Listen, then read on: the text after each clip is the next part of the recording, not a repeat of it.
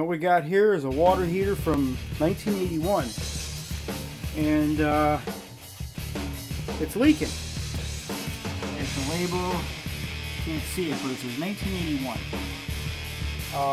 True Value Master Plumber, and that's been dripping for 2 or 3 days. Came over to check it out, and needs to be replaced. So I got a high quality piece of junk GE water heater, which is just a GE name and they're made by somebody else. But what I got in store, the gas configuration is a little weird, but I should be able to put that right back in. Here's where my issue comes in, is we have the old galvanized pipes. Shut off that doesn't shut off, and it's just with a coupler. So we do have a union here, and I'm hoping those come off and we're real close. If not, I got a small assortment of nipples to get this together. What I don't like doing is what these jamokes did maybe 10-15 years ago. They added copper when they fixed it. Well, this is fine and dandy here. This is a dielectric union here. That's cool.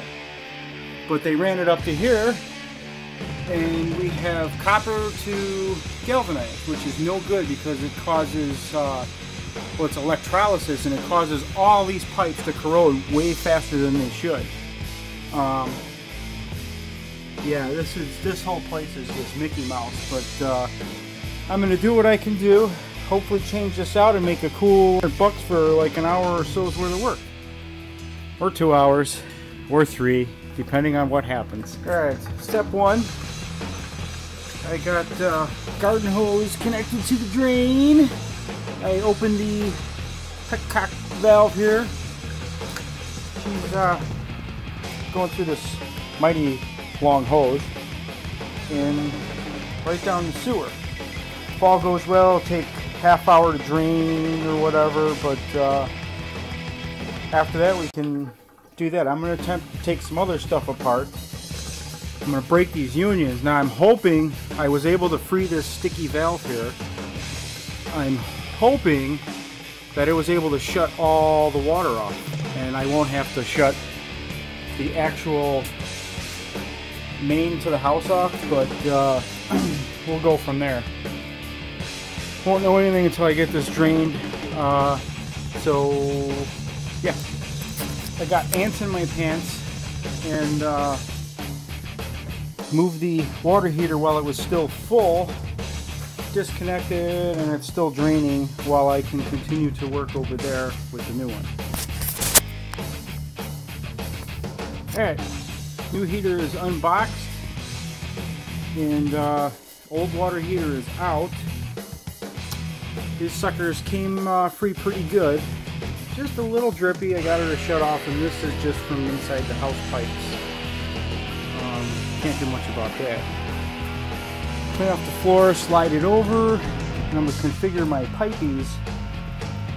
See what I can use off of here. I'm going to need that and that. I got new ones. I got new unions if I do have trouble getting these off. I mean, I should use new ones, but I'm going to try to configure this the same way it was. We'll see what happens. Alright. So far so good. Everything worked out. I had to replace this stuff. This shut off, this nipple I was able to salvage, but I had changed the union here, coupler there. Here's what it is, because they had some weird doohickey. Went from 3/4 to 1 inch, and then it was reduced back down to 3/4. So I fixed all that. Was able to salvage the elbow and the coupler there. That all worked out really nice, and left this coupler on the old one. So what I got to do next is fill her up and check for leaks. And I still have the gas to hook up, which is the least of my issues, and the flue pipe, and then we're golden. Showers. Everything went smooth. Got the flute pipe back on. What I do, I like to tape my seams, but there's you get 3 screws, not 2. You have to have 3 uniform screws. The gas pipe here, what happened was this elbow was down here, and the cap was on this side. This is like a 4-inch. This is like a 5-inch. On the old water heater, it was the other way around, and it worked. Well, I lucked out, and I just had to take the cap off of here, put it here, reverse these two. When I put it back together, it was really close to lining up. And this get up here is missing hangers, and it's all jerry-rigged anyway. So as long as you're not tweaking the pipe or pulling really hard, you'll be fine. All worked out really nice.